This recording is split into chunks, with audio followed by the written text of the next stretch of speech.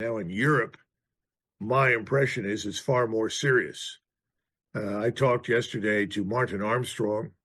He's not the only economic analyst that I've talked to lately, but he suggested that it was almost a coin toss right now. Who is in the worst condition, most likely to default, if you will, London or Paris? But it's a bit late for the Germans now to realize that, yeah, all these troops moving through German territory would make their logistics quite exposed. But yeah, of course, I do agree with you, though, the idea that the Europeans can simply fill the shoes of the Americans, replace the intelligence, the logistics, the weapons, the planning. It does sound like fantasy land. It's not going to happen. And it does appear something has changed in media over the past 2 weeks or so, in which the Europeans start to recognize that they don't really have the money, they don't have the industrial capacity, there's no political will, there's a lack of solidarity. But with this in mind, do you expect the Europeans to start to fall in line? Because they have opposed Washington very strongly.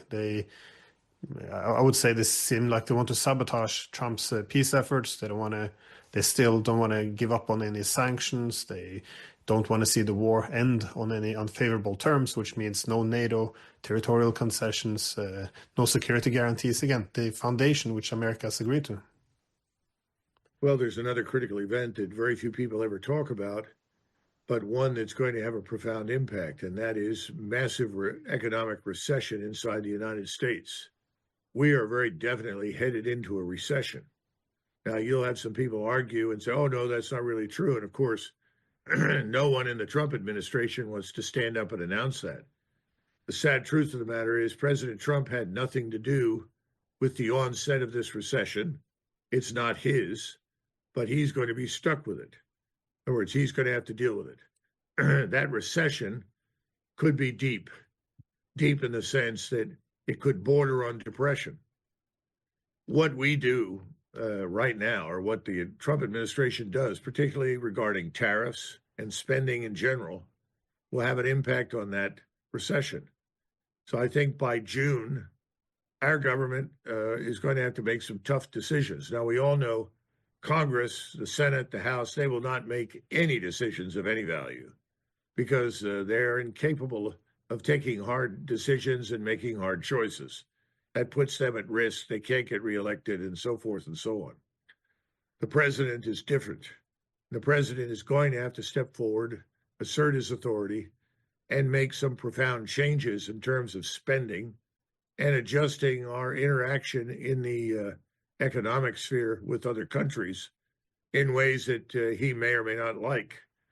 But what we do is going to have an impact on that recession. Now, in Europe, my impression is it's far more serious.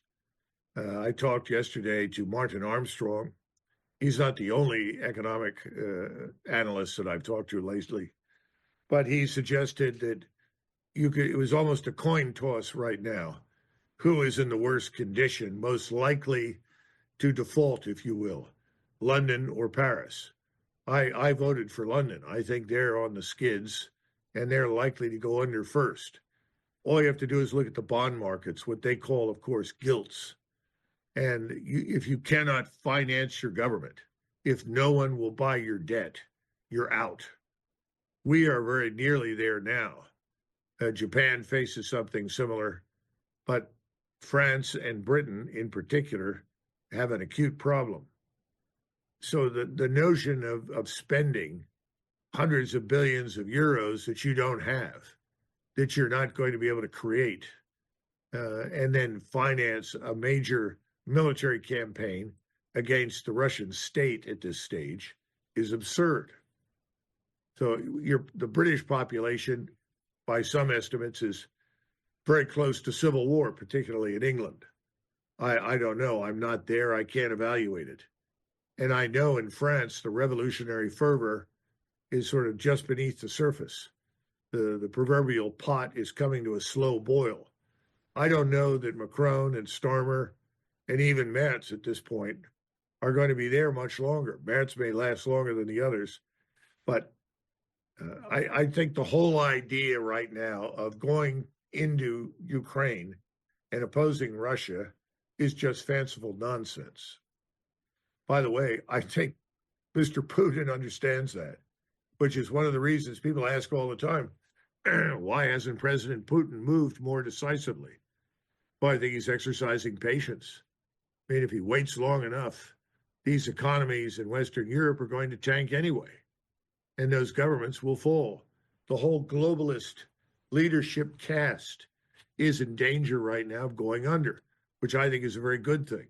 Very good for Europe, very good for us.